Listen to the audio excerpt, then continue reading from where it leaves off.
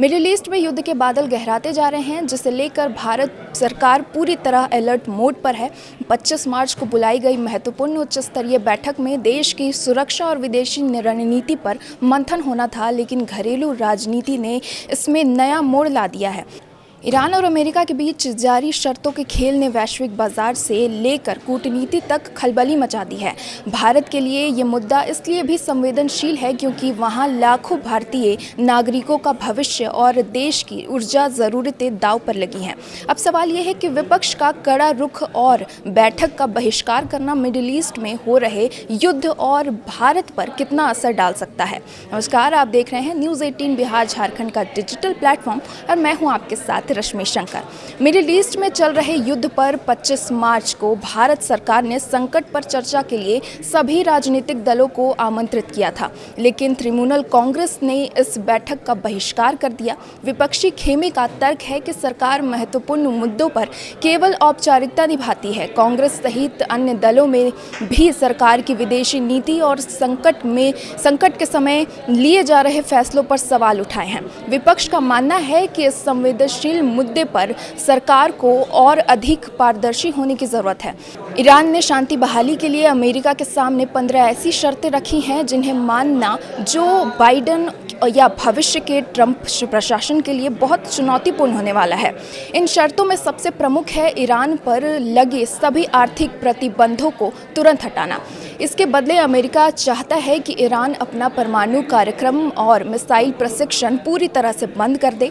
ये डेडलॉक पूरी दुनिया के लिए चिंता का विषय बना हुआ है क्योंकि दोनों में से कोई भी पक्ष पीछे हटने को तैयार नहीं है। पश्चिम एशिया में यदि संघर्ष और बढ़ता है तो इसका सीधा असर भारत की रसोई और जेब पर पड़ेगा। भारत अपनी ज़रूरत का बड़ा हिस्सा खाड़ी देशों से आयात करता है। यदि हॉर्मुज़ के खाड़ी का रास्ता बाधित होता है तो कच्चे तेल की कीमतें आसमान छू सकती हैं। इसके अलावा सऊदी अरब, यूएई और कतर जैसे देशों में रहने वाले भारतीय प्रवासियों की सुरक्षा को लेकर सरकार पर भारी दबाव है। प्रधानमंत्री नरेंद्र मोदी ने स्पष्ट किया है कि भारत हमेशा शांति और बातचीत के पक्ष में रहा है। भारत का प्रयास है कि वह इस संकट में एक मध्यस्थ या शांति दूत की भूमिका निभाए ताकि क्षेत्र में स्थिरता बनी रहे।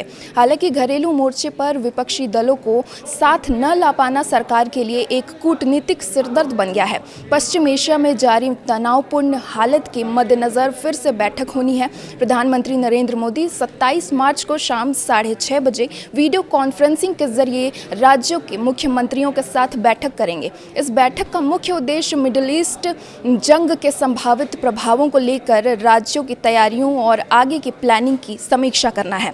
अब आपको बताते हैं कि बैठक में किन मुद्दों पर चर्चा हो सकती है। सूत्रों के अनुसार बैठक में सुरक्षा, सप्लाई चेन, ऊर्जा ज़रूरतों और भारतीय नागरिकों की सुरक्षा से जुड़े मुद्दों पर चर्चा होने की संभावना है। केंद्र और राज्यों के बीच समन्वय को मजबूत बनाने पर भी विशेष जोर रहेगा ताकि किसी भी आपात स्थिति से प्रभावी तरीके से निपटा जा सके। जिन राज्यों में चुनाव होने वाले हैं वहां के मुख्यमंत्री आचार संहिता के कारण इस बैठक में शामिल नहीं होंगे। चुनाव वाले राज्यों के मुख्य सचिवों के लिए अलग बैठक आयोजित की जाएगी जो कैबिनेट सचिवालय के जरिए से होगी।